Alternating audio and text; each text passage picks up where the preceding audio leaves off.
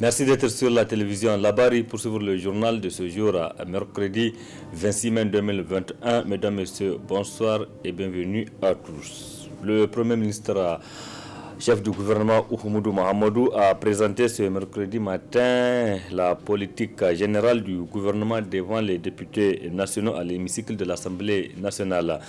Une cérémonie qui s'est déroulée en présence des membres du gouvernement et de leur staff. Oumoudou Mahamadou a développé les sept principaux axes de la dite politique générale. Résumé dans cet élément. C'est un document de 25 pages produit sur la base de 7 axes principaux du programme de Renaissance Acte 3 du président de la République Mohamed Bazoum portant sur la modernité politique, économique et sociale que le Premier ministre Oumoudou Mahamadou a présenté ce mercredi devant les représentants du peuple. Un programme que le président Bazoum a conçu sous le slogan « Consolider et avancer », avancer sur les nouveaux objectifs. Comme il le dit lui-même dans le préambule de ce programme, il s'agit de consolider les acquis du travail accompli au cours de ces 10 dernières années et avancer vers de nouveaux objectifs tels qu'ils découlent des enseignements critiques que nous avons retenus de notre expérience bien plus complexe que les idées au moyen desquelles nous l'avions abordé.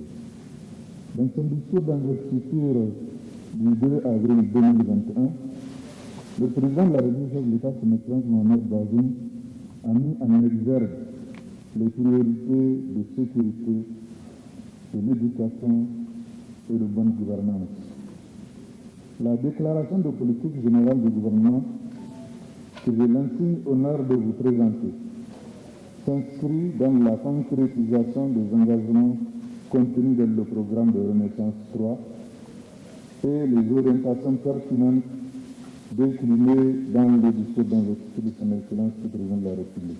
Pendant environ 1h30 d'horloge, le Premier ministre Oumoudou Mahamadou a parlé de tous les aspects de la vie socio-politique, économique et sécuritaire du Niger. En effet, la politique générale du gouvernement portée à la connaissance du peuple nigérien vise en général à créer les conditions pour améliorer les conditions de vie des Nigériens. Les différentes actions en faveur de la résilience, de l'insertion socio-économique des catégories en situation de vulnérabilité contribueront aux objectifs majeurs de capture du dividende démographique, de réduction de la pauvreté et de renforcement de la classe moyenne. Mesdames et Messieurs les députés, la présente déclaration de politique générale sera opérationnalisée par un plan de développement économique et social couvrant la période 2022-2026, un plan stratégique de développement du secteur rural couvrant la période 2021-2025. Et ces plans seront déclinés au niveau sectoriel par des documents de programmation pluriannuelle de dépenses de manière à assurer une mise en œuvre cohérente et efficace de l'action gouvernementale.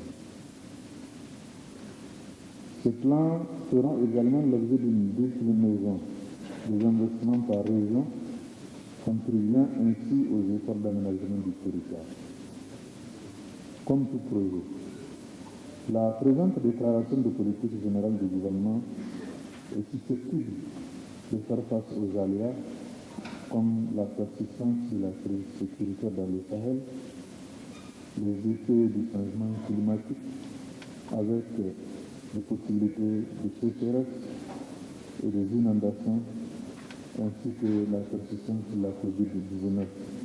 La politique générale du gouvernement présentée aux députés nationaux ce mercredi 26 mai 2021 est la base sous laquelle le président de la République Mohamed Bazoum va travailler pendant 5 ans pour répondre aux aspirations du peuple nigérien en honorant les 7 engagements qui constituent les grands axes d'orientation de l'action gouvernementale, à savoir sécurité et quiétude sociale, bonne gouvernance et consolidation des institutions républicaines, développement du capital humain, modernisation du monde rural, développement des infrastructures économiques, exploitation des potentialités économiques, et solidarité et inclusion socio-économique des catégories en situation de vulnérabilité. Et les discussions se poursuivent en ce moment même au niveau de l'hémicycle de l'Assemblée nationale sur la déclaration de politique générale du gouvernement. Nous y reviendrons donc plus en détail dans nos éditions de demain. Les étudiants de l'Institut de santé publique ISP étaient en sit-in ce matin à la devanture du siège de la Commission nationale des droits humains, CNDH.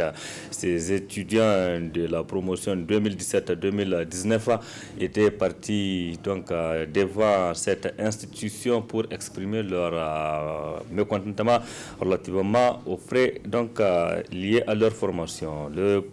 Précision dans cet élément signé Ismaël Moumouni et Abakar Souley.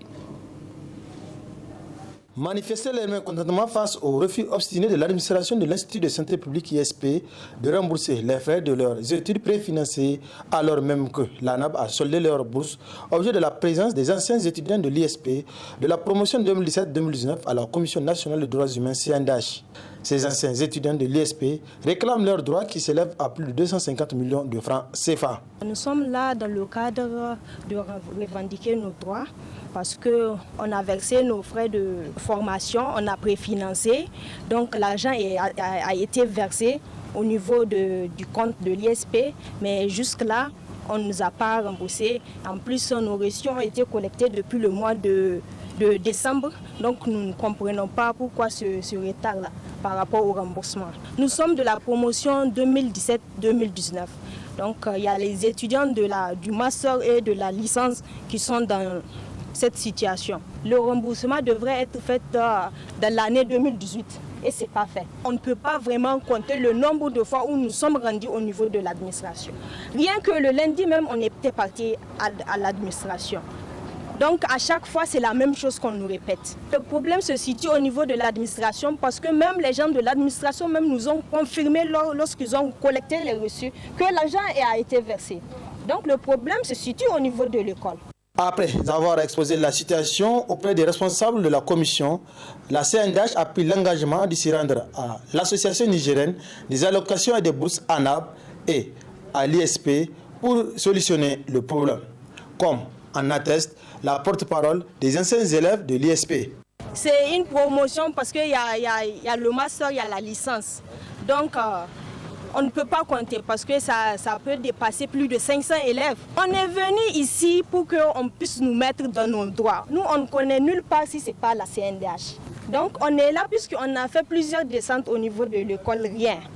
Rien, on ne peut rien faire. Si ce n'est pas venir ici. La conclusion, le président nous a reçus. Il nous a écoutés. Maintenant, la promesse qu'il nous a tenue, ils vont se rendre au niveau de l'ANAB et à l'ISP pour les écouter eux aussi. Après, pour pouvoir prendre une décision. Cette action intervient après plusieurs tentatives restées infructueuses auprès de l'administration de l'ISP. Cela fait bientôt 2 ans qu'ils réclament leurs droits qui s'élèvent à plus de 250 millions de francs CFA. Nous sommes rendus à l'ISP pour avoir la version des faits de l'administration.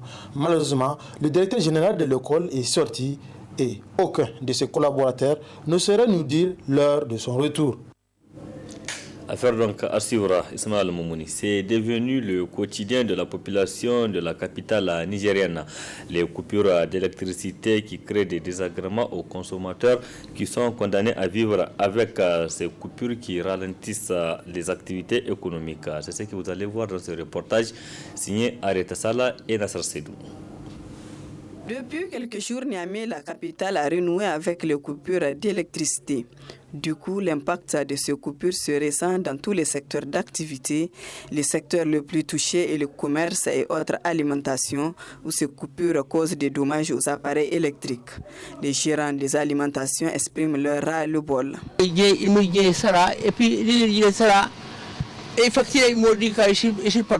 Avec les coupures répétitives, nos produits se gâtent.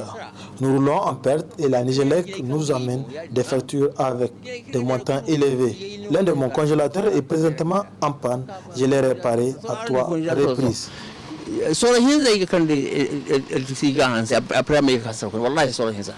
Les frais d'awa ewe solane dingue kulsuba dungue ndi coupure temo ikul non sara. Les produits laitiers que nous vendons se gâtent facilement dès qu'il y a coupure d'électricité. Ces coupures nous causent des désagréments. Même les réfrigérateurs tombent en panne très souvent.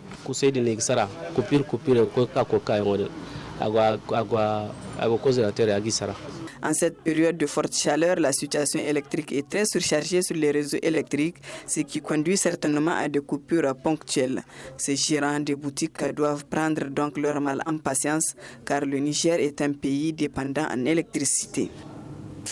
Désormais, c'est le colonel Assimi Goïta qui va diriger la transition au Mali. Le président de transition Daou et son premier ministre ont finalement rendu leur démission ce mercredi en présence du médiateur de la CEDEAO, l'ancien président de la République fédérale du Nigeria, Goodluck Jonathan. Un coup d'État donc dans un autre, une situation au cœur des préoccupations des ressortissants de ce pays qui condamnent l'ingérence de certains chefs d'État et ils pensent que les Maliens doivent s'occuper du sort de leur pays. On écoute Alassane Issifi, il est ressortissant malien résident ici à Niamey. La situation qui prévaut au Mali aujourd'hui, c'était prévisible. Ça ne m'a pas surpris. Et toute personne qui suit l'actualité du Mali, l'actualité politique du Mali, savent que ça, ce n'était pas surprenant. On s'attendait à ça aujourd'hui. Du moment où le 18 août, où on a fait partie Ibrahim Boubacar Keïta du pouvoir et que l'armée s'est détachée du M5 RFP pour aller à autre occupation. Donc on s'attendait à cela. On n'a pas été surpris. Ce problème aujourd'hui qui est au Mali aujourd'hui, c'est la communauté internationale. Rien d'autre que la CEDEAO et la France qui essaient de déstabiliser le Mali comme ils le font auparavant. Rébellion après djihadisme. Et beaucoup pensaient qu'avec cette histoire de terrorisme là, c'était seulement le Mali et ça a gangréné, ça a pris la sous-région. Donc et ça continue. Donc c'est le même système encore qu'ils sont en train de faire et déstabiliser le Mali pour pouvoir asseoir leur intégrité sur le Mali et dans la sous-région. Donc l'appel que j'ai à lancer, c'est juste qu'on laisse les Maliens, on l'avait dit, de gérer le problème à la malienne. Qu'on s'assoit, on discute entre nous, parce qu'il y a certaines têtes dans cette République du Mali qu'il faut les enlever, il faut les écarter. Quand ces têtes-là sont là, jusqu'à preuve de contraire, le Mali n'aura pas la tranquillité, le Mali n'aura pas le climat de paix. Les solutions que vraiment moi je préconise maintenant, toutes les vieilles têtes, les anciens, ils s'écartent de la politique malienne. Et encore, la communauté internationale, la CEDEAO et certains chefs d'État de la sous-région qui font frontière avec le Mali, dont je tais le nom ici, on se connaît, ils savent qu'ils sont à la base, qu'ils sont fait à cause de Dieu de s'écarter du problème malien. Ça c'est deux. Et encore, tous ceux qui ont fait de l'impunité dans ce pays-là, qui ont détourné des fonds, qu'on les arrête, qu'on les juge, qui rendent ce qui appartient à l'État, à la patrie. Parce que le Mali appartient à nous tous. Tant qu'il n'y a pas cela, il n'y aura pas de paix.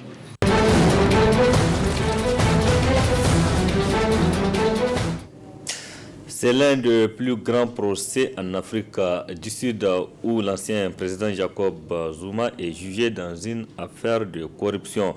Au total, 16 chefs d'accusation contre lui. Les faits remontent en 1999.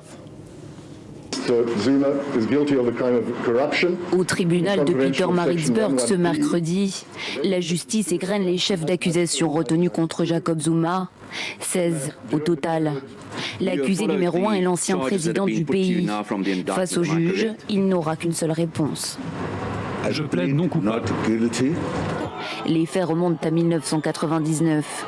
Jacob Zuma est alors vice-président. Il est accusé d'avoir empoché près de 235 000 € de pots de vin de la part du géant français de la défense Thales, bénéficiaire d'un juteux contrat d'armement d'une valeur de près de 3 milliards d'euros. L'un des principaux témoins à charge est cet avocat qui a travaillé pendant 6 ans pour Thales. Son témoignage sur Pierre Moineau, alors responsable de la filiale locale de l'entreprise, est explosif. I was just an observer at that time when Mr. Moino passed all these monies not only to Mr. Zuma, but he also paid for the services of the former Minister of Justice, Mr. Penuel Maduna, in a London hotel. That amount was 50,000 euros. Au tribunal se joue aussi ce mercredi une lutte politique. Depuis l'élection de Cyril Ramaphosa en 2018, l'ANC se déchire sur la personne de Jacob Zuma. Pour cet analyste, le parti de Nelson Mandela joue sa crédibilité. It's very, I think, convenient in some respects politically, because Mr. Ramaphosa, the president, is pushing hard on his reform agenda and recently has won some important battles within the ANC against corrupt people within the ANC. This is a moment of, in his words, renewal. Également sur le banc des accusés, le géant français Thales, poursuivi pour corruption et blanchiment, qui lui aussi plaide non coupable. Notre rendez-vous hebdomadaire à présent, la chronique juridique, elle s'est penchée cette semaine sur la situation des personnes déplacées internes. Allusion faite aux déplacés de la commune d'Anzourou dans la région de Tillabéri. Quels sont les droits et les devoirs des personnes déplacées? C'est le thème que Alfred Emmanuel, juriste, également président du Raza Press, va développer dans cet élément. Très bonne réception.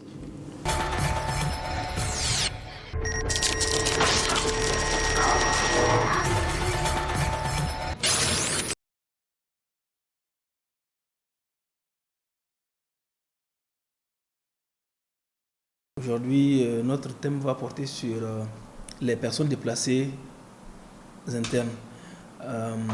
Il faut dire que la question du déplacement des personnes, c'est une question d'actualité, parce que quand vous regardez le théâtre des hostilités, vous allez vous rendre compte que ce sont des facteurs où, disons, la guerre ou les conflits armés constituent quelque part des facteurs de déplacement des personnes. Donc c'est important que nous parlons de ce thème afin d'éclairer davantage les populations sur les droits garantis aux personnes déplacées internes de par les textes nationaux et internationaux.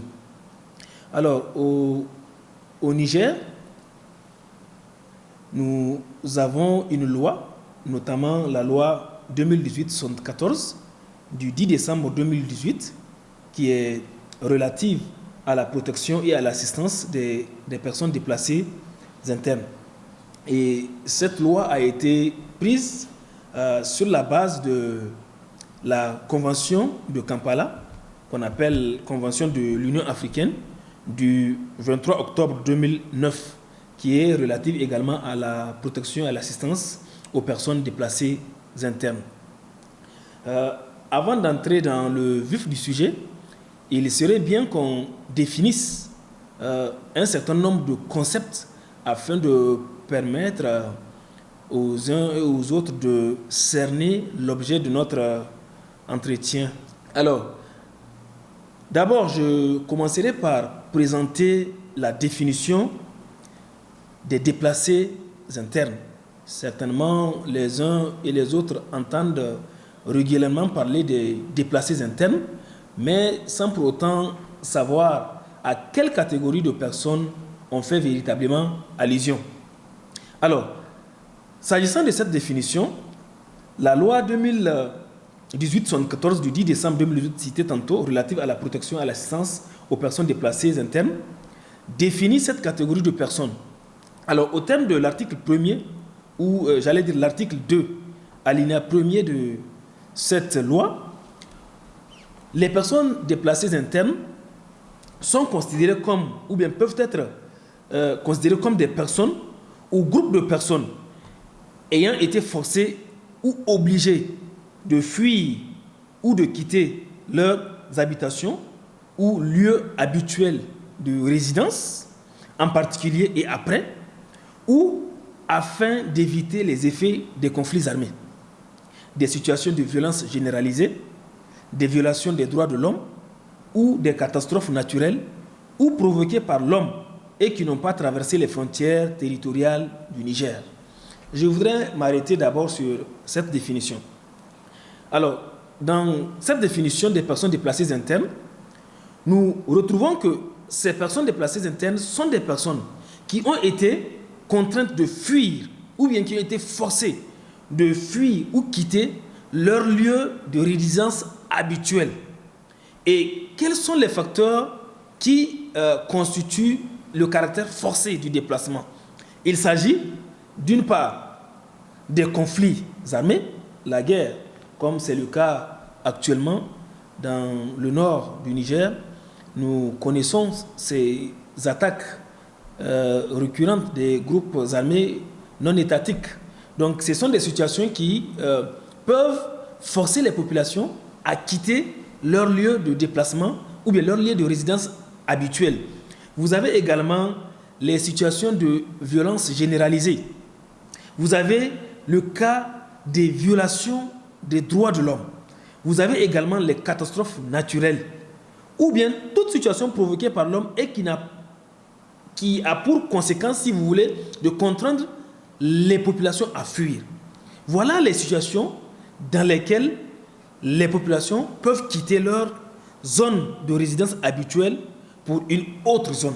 Donc, ces personnes qui fuient ces conflits, ces catastrophes naturelles, ces violations des droits de l'homme, ces conflits armés sont appelés des déplacés internes. Mais attention, il y a un aspect très important qu'il faut souligner. C'est que les déplacés internes, comme le précise l'article 2 de cette loi, n'ont pas traversé les frontières territoriales de l'État. C'est-à-dire, ce sont des personnes qui restent sur le territoire de la République du Niger, par exemple. Elles ont été certes contraintes de fuir, de quitter leur lieu de résidence habituel pour un autre, mais n'ont pas traversé la frontière. Peut-être avec le temps, nous allons revenir sur ce thème. Donc, ces personnes qui traversent les frontières, elles ne sont pas appelées des déplacés internes, mais plutôt des réfugiés. Restons sur les personnes déplacées internes. Donc, en résumé, c'est des personnes qui fuient ou bien qui quittent leur zone de résidence habituelle à cause des conflits armés, à cause des violations des droits de l'homme, à cause des catastrophes naturelles, pour une autre zone meilleure, ou bien à la quête de la survie. Donc, ce sont ces personnes qu'on appelle les personnes déplacées internes. Et vous conviendrez avec moi que les personnes déplacées internes, nous les avons. On les voit fréquemment.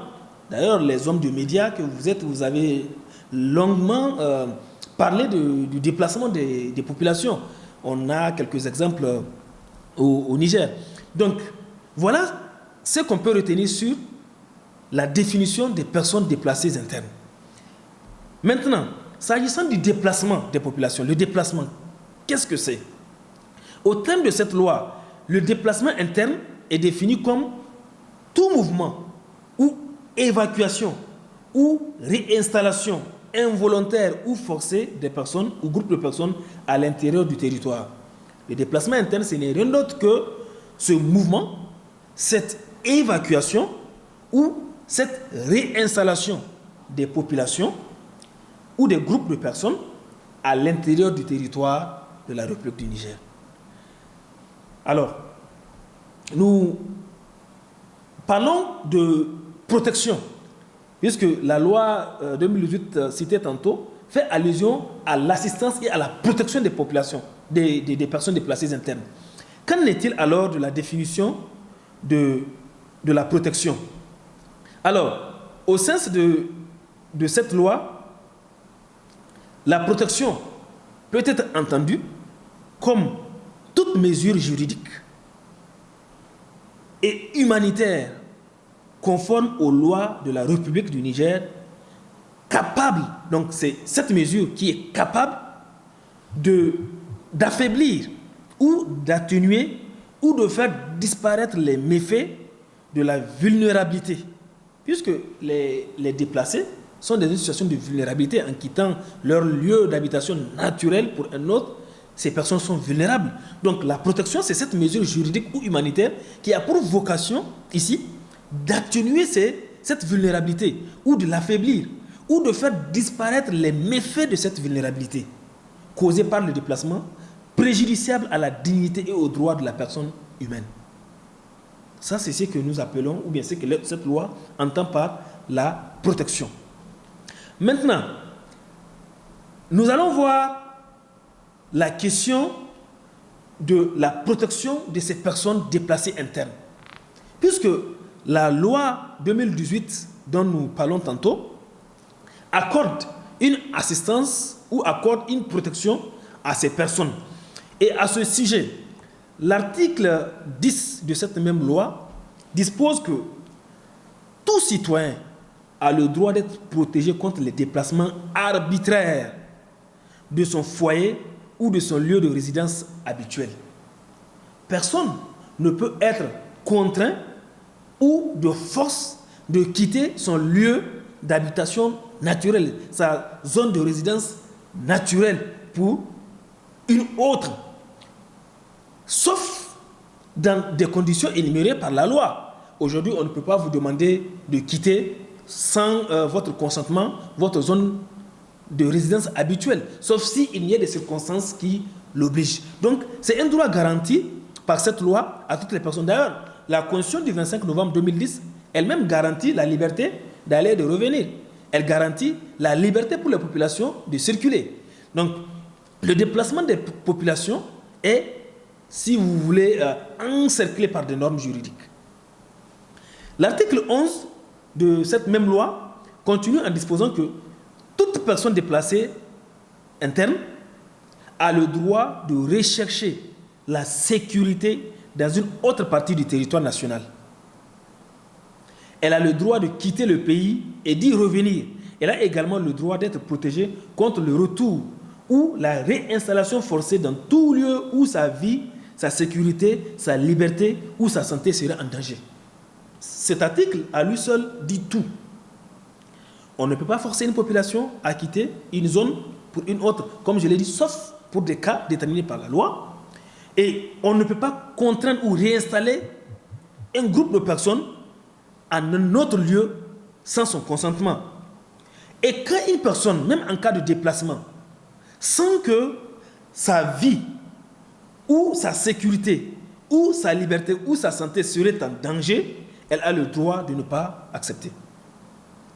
Donc, ce sont des questions extrêmement importantes, les questions de réinstallation des populations.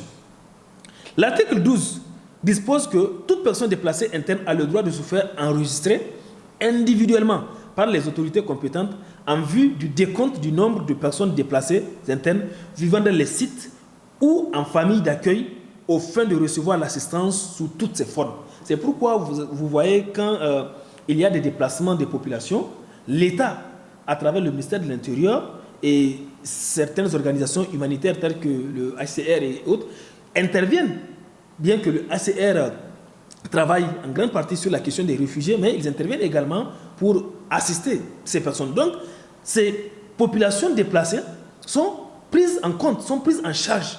Et on parle ici d'un droit à l'enregistrement afin que ces personnes soient identifiées et qu'elles aient les secours ou l'assistance nécessaire de par cette loi. Mais à ce titre, l'État a un certain nombre d'obligations à propos des personnes déplacées internes. Et parmi ces obligations-là, vous avez la protection des personnes déplacées internes, leur accès aux services publics et aux ressources naturelles. Vous avez la protection ou bien la jouissance des droits sociaux, économiques et politiques des personnes déplacées internes. N'oublions pas, ces personnes peuvent être des Nigériens. Donc, à ce titre, ils doivent, ou bien elles doivent, si vous voulez, ces personnes, jouir de leurs droits sociaux, économiques et politiques. Elles ont droit à ces droits. Donc, vous avez également comme obligation de l'État le fait d'assurer l'accès des personnes déplacées internes aux actes d'état civil. C'est important, l'identité civile. Ces personnes doivent avoir accès à cela. Et à l'enregistrement des faits d'état civil survenant dans leur vie. On peut avoir les cas de mariage, on peut avoir les cas de décès, les cas de naissance, tout ça. Ce sont des actes d'état civil. Donc, il y a autant d'obligations qui incombent à l'État relativement aux personnes déplacées internes. Maintenant, je voudrais ici parler d'un point crucial qui concerne la répression ou bien les infractions qui peuvent être commises à l'égard des personnes déplacées internes. Peut-être que les uns et les autres les ignorent, mais il y a des infractions qui peuvent être commises. Et qui parle d'infractions fait appel à un système de sanctions, de répression, de par la loi 2018 que nous avons citée tantôt. Donc, à ce titre, l'article 30 de cette loi dispose qu'est passible d'une peine de 15 à 30 ans d'emprisonnement et d'une amende de 2 à 5 millions de francs CFA. Quiconque restreint le droit à la libre circulation des personnes déplacées internes à l'intérieur et à l'extérieur de leur zone de résidence. 1. 2. Toute personne qui recrute des enfants en situation de déplacement interne, les oblige ou leur permet de prendre part aux hostilités. Par exemple, le fait d'enrôler des enfants et de les utiliser sur le théâtre de guerre, par exemple, constitue un crime, constitue une interdiction de par cette loi et qui est passible d'un emprisonnement de 15 à 30 ans, comme nous le montre cette loi. Troisièmement, toute personne qui abuse et qui exploite les enfants déplacés internes.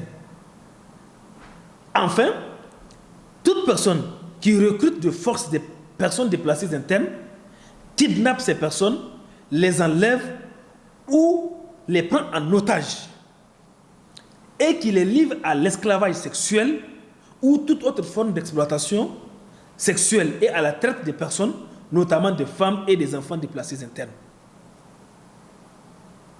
Vous voyez qu'il y a un arsenal juridique de protection qui est mis en place afin de sécuriser les personnes déplacées internes. Elles ont des droits, elles doivent être protégées, d'une part par l'État, mais aussi par les populations.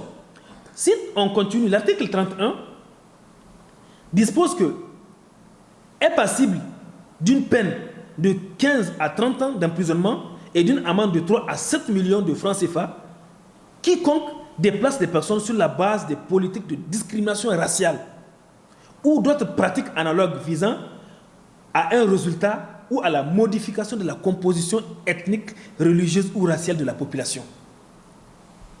Il y a autant de choses. Pour ceux qui veulent apprendre davantage, ils peuvent consulter cette loi 2018 relative à la protection des populations internes.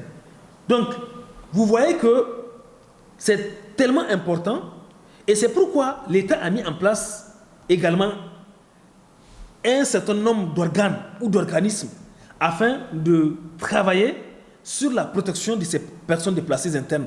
Nous avons par exemple le comité de coordination nationale et de protection et d'assistance aux personnes déplacées internes pour faciliter la coordination et les prises de décision au sein du gouvernement. Vous avez également l'Observatoire national de prévention et de coordination de toutes les activités de prévention des facteurs susceptibles d'entraîner le déplacement des personnes internes.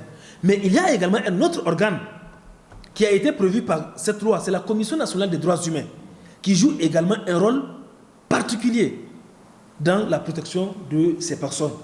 Donc, vous voyez que les personnes déplacées internes doivent être protégées, doivent être assistées, parce que ce sont des personnes, ce sont des citoyens, ces personnes ont des droits, et l'État, de par déjà cette loi, nous avons vu un certain nombre d'obligations à l'égard de ces personnes, mais également les populations doivent également leur porter secours, assistance, afin de leur permettre de jouir pleinement des droits garantis par les textes nationaux et internationaux. Voilà ce que je peux vous dire sur la protection et l'assistance des personnes déplacées internes de par notre loi numéro 2018-74 du 10 décembre 2018 relative à la protection et à l'assistance aux personnes déplacées internes.